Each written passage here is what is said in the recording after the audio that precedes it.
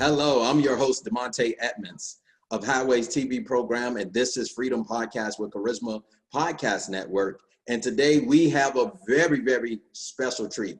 I can't say how much I am excited to have the change strategist, to have the leadership architect, to have a world-renowned leadership consultant with us, great minister of God as well, Dr. Samuel Chan. Thank you for joining me on today. What an honor and privilege to be with you. Great to see you again. You have been a great leader. You have written a lot of good stuff. You have led so many other people. And I'm so excited about the great doors that God is providentially opening for you. And may that continue as you go on your journey. Thank you so much. Thank you so much. And, I wanted to talk to someone that was a seasoned leader of leaders, which is yourself, and especially about ministry in the marketplace. Years ago, I first began to hear about ministry in the marketplace, and it was kind of a rarity. It was like a small substream of what God was doing in the kingdom of God. But now, as we progressed over the last 15 years or so, it's become more commonplace. And so do you see that it's progressed, or where do you think we are as far as progressing into moving ministry into the marketplace arena? Well, if you read the New Testament, especially the book of Acts, you will notice that there was no wall between ministry and marketplace. As you look at the disciples that Jesus chose, all of the disciples of Jesus were businessmen. Every one of them was a business person. Yes. Professional business person, business owners. And so that is how the church was founded. How was Paul able to finance his ministry? He tells us he continued making tents. In John chapter 21, when Jesus has died, before he gets resurrected, before Peter sees him, Peter, James, and John go back fishing. So their boats were still there. Their fishing nets were still there. All the tackle was still there. The business was still there. And then as the church progressed, what started happening was that churches started building this wall of us and them. And we came to know that as clergy and laity. And we moved away from the biblical mandate of the priesthood of every believer. Doesn't matter if you're in ministry, doesn't matter if you're in marketplace, you are a priest. So if you're CEO of a company, you're a janitor at a company, you're a priest. That is your territory. And so what has happened in recent years is we started recognizing once more that it was never supposed to be ministry or marketplace. It was always supposed to be ministry in marketplace. Yes. Because there's marketplace wisdom in ministry, and there's ministry ethos in marketplace. So I just want to let everybody who's viewing us or hearing us to simply know, wherever you are in life, you are in ministry. That's powerful, and I wholeheartedly agree. And I think what happened with the separation of church and state, like you said, there was this great divide. And so what happened, the church lost influence on the state out of fear that the state would have too much influence on the church. But if we influence the state, which I mean the world, the secular arena, the world as a whole, the universal, then the influence that's back on the church is going to be a positive. And so I totally agree with what you're saying. And let me ask this question as well. With the modernization, with technology and social media, I feel it presents a greater opportunity and greater window for us to have segues into the marketplace. How do you feel about the emergence of technology like we're using today? Isn't it interesting how so many churches that were not only pro-technology, they were anti-technology. and I remember talking to some of our mutual friends, and they would say things like, well, you know how we are. We got to go to church. We can't do no praise and worship at home. And then there were preachers who said, if ain't nobody talking to me, I need somebody to talk back to me. You ain't listening. Is anybody in the house? Yeah. And so, all of those things went away. And technology allowed us to say to ourselves, are those the props that you have always needed? Or do you actually have more grounding? Are you deeper then ain't nobody listening. Somebody needs to say something. Somebody should know, so all that is, I mean, I'm all for that, but that is just not where we are in life. You can hoop and holler and squall all you want to, but people at home in their pajamas and a cup of coffee are saying, hey, I need somebody just to talk to me. Just talk to me. And what technology has allowed us to do is what we're doing right now. What technology has allowed us to do is to say, it has been used by the marketplace all along.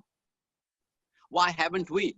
Why have we always felt the need to get people in a room, whereas we can still reach people? In fact, churches have found out that they can reach more people now than ever before. Absolutely. Because now there are no walls. The size of your church has no relevance. All that matters now is good Wi-Fi, good lighting. Yes. And focus on connectivity rather than communication. Yes. And I was speaking with a pastor and I shared the same thing. I said, going virtual, the difference is now, instead of emotionalism and sensationalism, which you can do in a physical environment, with the hooping and the squalling and not judging anyone, but sometimes, let's be honest, many preachers are using filler to provoke people emotionally, to stir people up in a soulish type of way, not to actually bring transformation. And so I said, with the virtual arena, you really have to have some sound content that's bringing impact to people's lives. And so for our ministry, going virtual, it's been a blessing. We've seen people get out of wheelchairs. We had one lady, Sarah Marie Asperg, right on the video, prayed for her. She got out of a wheelchair. She's been in a wheelchair for 3 years. We saw all those type of miracles and still the working of God. God's not limited by a physical space. And so I think he's taking us out of the box in this season. I think you're absolutely right. And the things that we have always felt were so important are still important, but not as important. And we are finding out, back to your original question, is, so how do we multiply technology? So look at you. So you moved from Virginia to Georgia. Yes. Not knowing a whole lot of people. And God placed you in Georgia. And guess what you did? You didn't try to find a building. No. No. You found what we call delivery systems. You found pipelines. Yes. So in your earlier remarks, you welcomed a number of different platforms to. So we are going to have a podcast, audio only. We'll have something that will be video, other charismas backing you, another TV channel. You have your own YouTube channel. I mean, these are opportunities that take you outside brick and mortar and put you into the environment like never before. But it is for us to say to ourselves, what are the possibilities, and go after it. Yes, definitely. And as you're talking about the different systems and delivery systems, one of my concerns and a few others' concerns, many of the tools and technologies and systems that we use are often developed by the world. And we use all of the world's systems and tools in every area of life. But I believe that we've often been behind the bell curve, and we need to have some forward thinkers that can develop tools, systems, technology, specifically centered around kingdom advancement, but that will be appealing to the world, so we can be ahead of the bell curve in this next season. How do you feel about that? I think that's already happening. For example, in the financial realm, it is easier now for people to support the ministries of different people. And I'm not going to name any names, otherwise it will become an endorsement. But this is how you can give easily. Apps that have been created by church, interactivity that's been created by churches, and these might not be in wide uses. They may not be creating Facebook and Zoom and Instagram, but many churches I know about who have taken the need of the moment and created something very customized for their own churches and their own platforms, so people can access them. There are ways to get prayers requests in there. There's way to get pastoral care in there. There's a way to get hospitalization and hospice care in there. So I think churches are doing what they can do in the limitations, because to create the kind of platforms that come to our mind, the ones I named, for example, earlier, it takes literally millions of dollars of investors' money. We're not talking about hundreds of thousands, we're talking about millions. Yes. And there's nothing sure about it. There's nothing sure about it. Having said that, I believe the church is already stepping into that space, and every church person who is engaged knows how to do that, how to do it well, and not they have honed cameras and lights and audio and the different platforms that people are on. There are friends of mine who created a whole new platform that any church in the country can use that platform free of charge to put the services out there, you know, and I will name them. They're not my clients. There's no money exchange here. They just happen to be visionary friends of mine. The pastor's name is Craig Rochelle, and it is Life Church. So lifechurch.tv. And again, please know very, very clearly, there's no business transaction or anything like that. I just want people to know that these people created the U version of the Bible, for example, that everybody uses now. That came out of that church. So they created this platform. Any church can use that platform free of charge. Technology is there. So so I think I just want to remind the church, there are geniuses in the church.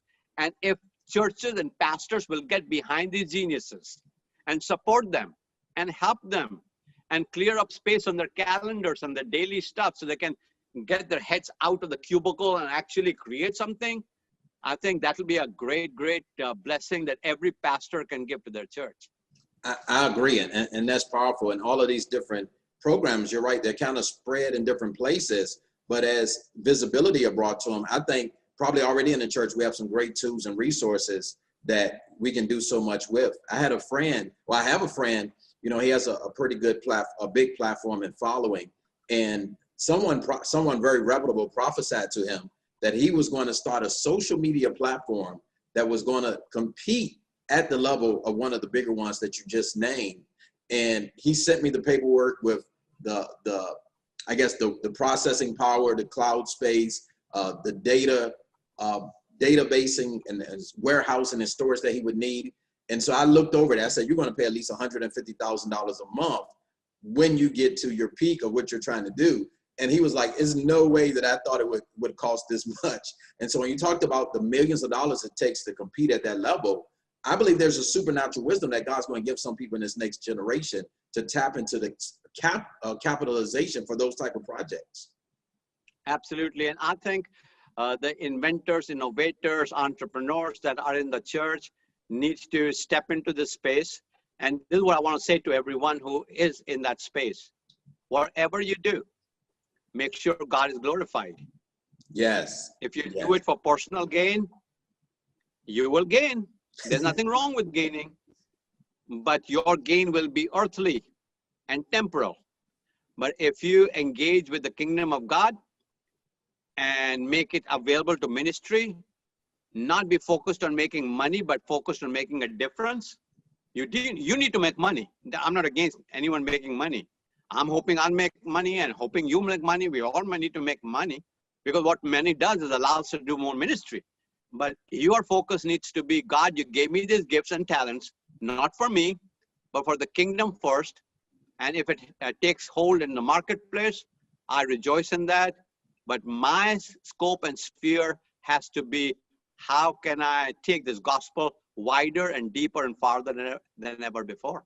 Amen. Now, you hit on something that's perfect timing. You talked about whatever we do, especially if it's a large endeavor of that degree and magnitude, it needs to be to the glory of God.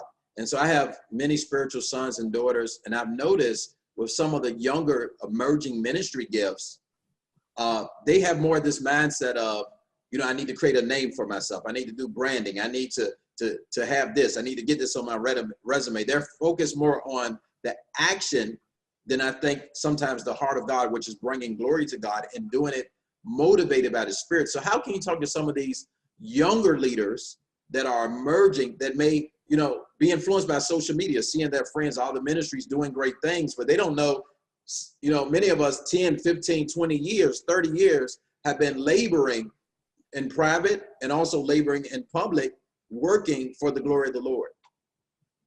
That's a huge question. So, and a great question too. So this is what I want to say to everybody. There's nothing wrong with you branding yourself.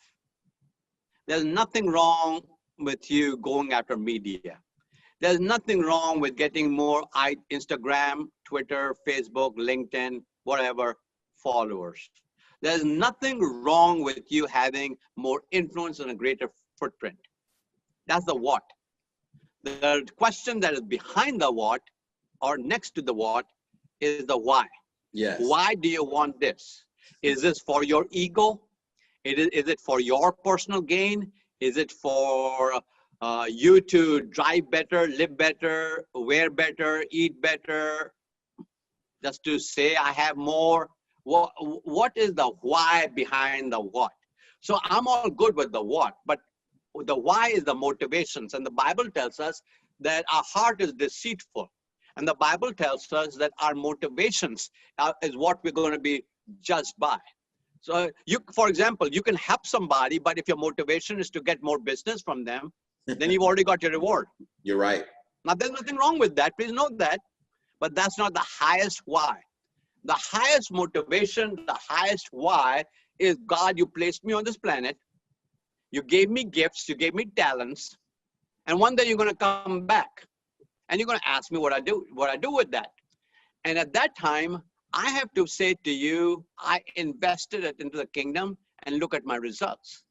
So we are not placed on this planet just to suck air, occupy square footage, and then die and occupy a 6x4 piece of real estate somewhere.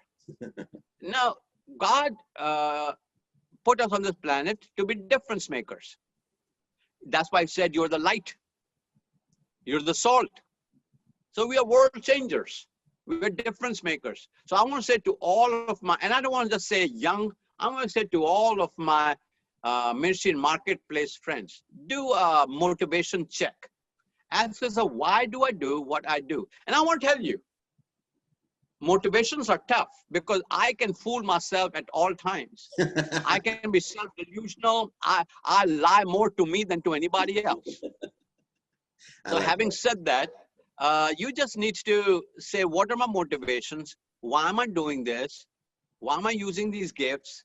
And to God be the glory. Once you do that, you'll be fine. Thank you. And thank you. I believe that's right on target. And we have to do those heart checks, even people that have been a little bit more seasoned. And so I think that's great wisdom, especially for emerging leaders that are coming up in this hour. And so, Dr. Chan, let me ask you as well. You have the Samuel Chan Leadership Institute. Is there any products or books or events or anything, projects you have coming up that you want to share with the people? Anything on your heart that you want to share? Thank you for asking. So let me start with a free one. So when we went into lockdown in March of 2020, instead of me going to lockdown, I decided to start publishing a Christian leadership journal. It is 132 pages long, glossy, 5-color, Christian leadership. It's all about leadership now. Okay, it's beautiful. So, but it's Christian leadership. It's eclectic. You can get this. It's every quarter. You can get this free of charge for the next year in your mail. In your mail. This will come in your mailbox. And the way you get that is simply go to availjournal.com. Avail, A-V-A-I-L, availjournal.com. Availjournal.com. And then I have a special that I started running during COVID days for my Leadership Institute. My Leadership Institute retails for $2,000 a year. We said, no, we're not going to do that anymore. Wow. Trying to practice what I just taught. And I said, let's make it available and say to people, whatever you want to pay, whatever you want to pay. No questions asked, no negotiating, no pushback. In a moment, I'll give you the link for that. Whatever you want to pay for that, pay for that. So what you get for it, you get 12 books, a book a month. One of my books, every month, you get a book. It's all digital, it's all online. Now, if you want to buy hard copies, those are available as well. But you'll get a book a month, one of my books. Number two, you can get 4 videos every month teaching that book. So you'll get the book, hard copy or digital, and you will get 4 videos teaching that book. So in the 12-month period, you'll get 12 books, about 50 videos, and the conclusion, you'll get a certificate from the Sam Chan Leadership Institute, certificate of completion from the Sam Chan Leadership Institute. And the price is right, whatever you want to pay. In fact, if you want to pay once, that's fine. If you say I'll pay X amount every month, that's fine. So the link for that is just my name, Sam Chand, SamChand.com/COVID. Thank you so much. Sam Chand, Yes, go ahead. I'm sorry. SamChand.com/COVID. And you can pay whatever you want to. It's yours. I think that's very powerful, and I think you're definitely you're practicing what you preach, and the material is worth more. He's giving it away for literally almost free for what you want to pay, but it's worth more than $2,000. I was telling Dr. Chan before that I had the opportunity to read his books as a teenager in my aunt's house, Aunt Bonnie. She has a slew of his books, a ton of his books. I think she has a whole shelf of Dr. Samuel Chan. And so I always heard about Dr. Samuel Chan. And I remember as a teenager, I picked up one of his books and just began to read it. And I wasn't, in ministry then, but it just intrigued me. So I know it's some great content and it's going to be impactful for your lives. And so please check it out, follow up on it. And Dr. Chan, before we go, I want to thank you for being on. I want to ask you as well, one last question. If you had to give just maybe 1 or 2 sentences or 3 sentences for leaders, something to help them pull it all together, a mantra, a motto, sorry, not motto, but a mantra, a maxim that they can keep in their mind, or something that's heavy on your heart for leaders, what would you tell them? A quick word. Wow. That took me to when I was 28 years of age. I'll be 69 this year. I just started pastoring my church in Michigan. First time I was the senior pastor of a church, a country church in Michigan. And I was at a conference and talking to an elderly minister, a leader in our movement. His name was Dr. Chester Miller. Dr. Chester Miller. This was in Ohio. And I remember standing in the parking lot and I said to him, Brother Miller, this was 1980, okay, August of 1980. I said to him, Brother Miller, I just started pastoring a church. If you could give me one piece of advice, what would it be? He was a man of few words. This is what he said to me. He said to me, Brother Sam, live long and live clean. Wow. I thought he was going to say something else. And he walked away. And I felt like the rich young ruler saying, is this all? I mean, what meaneth this? But as I've gotten older and older and older, it makes more sense to me today than ever before. So I want to say to every leader in ministry and marketplace, live long, live clean. Don't mess up, because your legacy is not going to be your houses, your lands, your cars, your clothes, the size of your church, the people on your staff, the business acumen that you have. Your legacy will not be what you leave behind. Your legacy will be who you leave behind. So I'll leave you the words of Dr. Chester Miller. Live long. That's powerful. Thank you. And so you guys heard it from Dr. Samuel Chan, the change strategist, the leadership architect. I want to personally thank you again for being here on the broadcast with me. I know so much wisdom was shared, and I know we'll have you back again. So thank you so much, Dr. Chan. Thank you.